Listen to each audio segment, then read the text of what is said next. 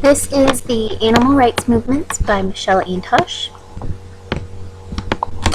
I will begin discussing a little bit of the history of the movement.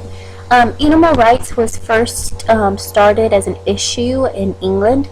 At that particular time, women's rights, anti-slavery, and things like that that promoted civil rights were being discussed, and that civil rights sort of led to rights for all, which included animals. The first bill that was proposed in Parliament was proposed in 1800, and it was proposed against bull baiting, which is where they would take bulldogs and have them attack bulls that were like tethered to something, and the bulldogs would attack. It was like who would survive. Colonel Richard Martin was able to pass the bill against bull baiting in 1822. He eventually started the SPCA, which is the Society for Protection Against Cruelty to Animals. He started that in England, and the whole animal rights movement sort of went from there in England. It was sort of a predecessor for animal rights. After that, the movement did make its way to the States. Henry Bergh was the first person to start the ASPCA in the States in 1866. ASPCA meaning American Society for Protection of Cruelty Against Animals.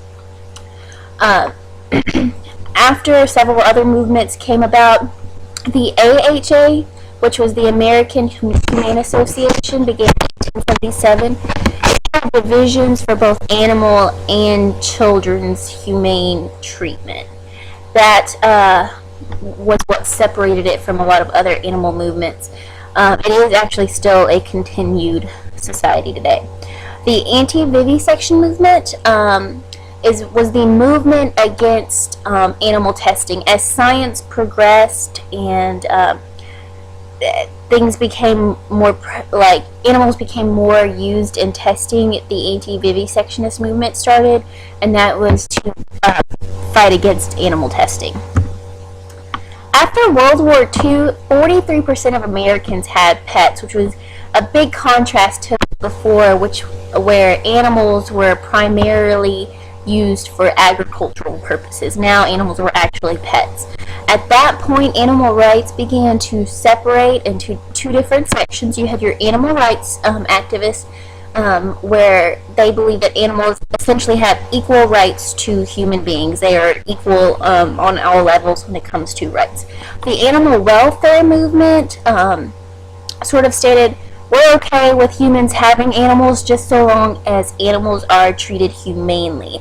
That was the big difference here. The animal rights activists were a little bit more excessive in their thoughts towards animals. As far as activities in the movement, I spent a lot of time discussing PETA. PETA stands for the People for Ethical Treatment of Animals. The reason being, it is the largest and most confrontational animal rights group. They have nearly 3 million members as of today, making it a huge factor in animal rights. The first big success for the PETA movement was the Silver Springs monkey case, which was where it was in the Northeast. They were experimenting on monkeys, and the experimenter, what he would do would be to paralyze one arm or one leg or something like that, and then encourage the monkey to start using that paralyzed arm by tying back its able arm, hoping that he would learn how to train people who had neurological injuries and things like that to live prosperously. The animals were starved to death. He would starve them so that they would try to reach for food and things like that. The experimenter, after all this went down, was actually jailed for animal cruelty, and that was the real big first victory for the animal rights movement. Continuing on, PETA has had a continual protest against circuses and rodeos and things like that. Anything where animals are trained. I mean, you can go to a circus today. In fact, last fall we went to the Ringling Brothers here in Waco, and the PETA protesters were outside protesting the treatment of the animals within the circus. They've had several members go undercover and see how they treat the animals, and they continue to fight for legislation against that. The other thing that PETA is really known for is their obscene and sort of graphic tactics they use. They use a lot of nudity, they use a lot of blood, they use a lot of gore, and they say it's because they want to do that. They want to get your attention. They want you to pay attention to what they're talking about. That's their whole point. When it comes to fur, wearing fur in fashion and things like that, they'll have naked girls saying, you know, fur for fashion and things like that. They also are big onto promoting veganism. So a lot of times they'll have naked women covered in blood to promote their veganism sort of aspect.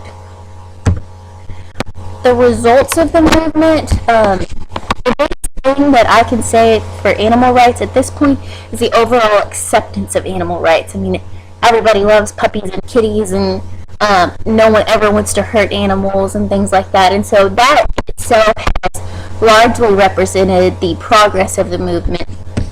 Once you get past that, you see things like humane societies, no-kill shelters, and things like that, who are, you know, huge recipients of large donations. You know, they rarely are they in need for money. They do have a pretty good collection of donations from people because, like, as I said, who wants to see a sad puppy or sad kitty?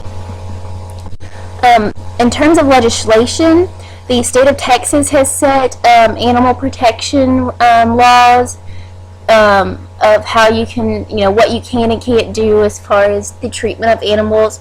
They sort of let that also be governed civilly, because civilly they can, they have a broader control. Federally, you have the Animal Welfare Act, which began in 1966. And although animal activists aren't satisfied with the Animal Welfare Act, they're making a huge progress, because every 3 or 5 years there's another addition to that Animal Welfare Act, because Congress is constantly feeling pressure from activists to improve animal rights protection laws.